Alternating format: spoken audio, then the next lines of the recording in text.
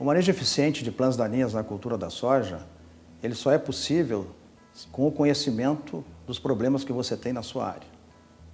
É preciso que se conheça bem, talhão por talhão, qual o principal problema. Hoje, a cultura da soja, ela passa por um momento,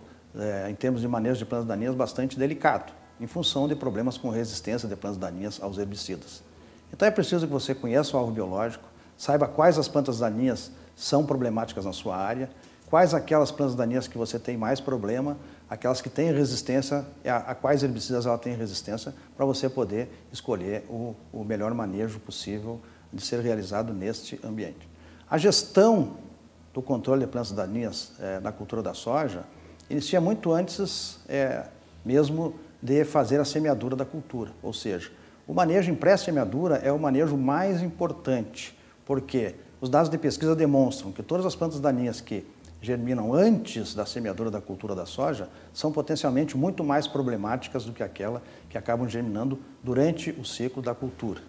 Então é preciso fazer um bom manejo em pré-semeadura, utilizando de forma eficiente os herbicidas dessecantes, um manejo bastante antecipado, em torno de 20, 25 dias antes da semeadura da cultura, utilizando o herbicida glifosato. Quando você tem um problema bastante complicado com plantas daninhas de folha larga, como a buva, por exemplo, que é uma planta daninha que tem um grande impacto na cultura da soja, então você pode optar por utilizar esse herbicida glifosato associado com um herbicida hormonal, como o 2,4-D ou o triclopir. Nesse momento também você poderá ter infestação de gramíneas na área, quando você vai fazer o manejo em pré-semeadura, o manejo da dessecação.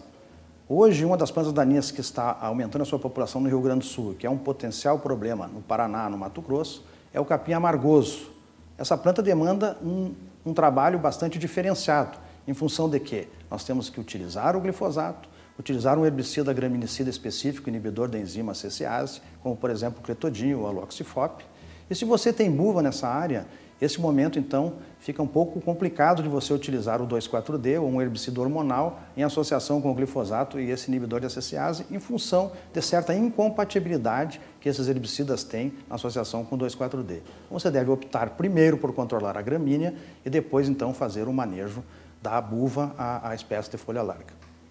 Na sequência, então, preparada a área para a semeadura da cultura da soja, nós temos, então, que utilizar novamente uma dessecação. Então devemos optar por não utilizar o glifosato, ou se utilizar o glifosato, primeiro conhecermos se nós temos problema de resistência com plantas daninhas a esse herbicida. Nós podemos utilizar nesse momento um herbicida como, por exemplo, o paraquat ou o diquat, e nesse momento em que você vai fazer a aplicação pré-semeadura, 2, 3, 4, 5 dias antes da semeadura da cultura da soja, ou no sistema plante e aplique, então você deve também optar por trabalhar com herbicida pré-emergente.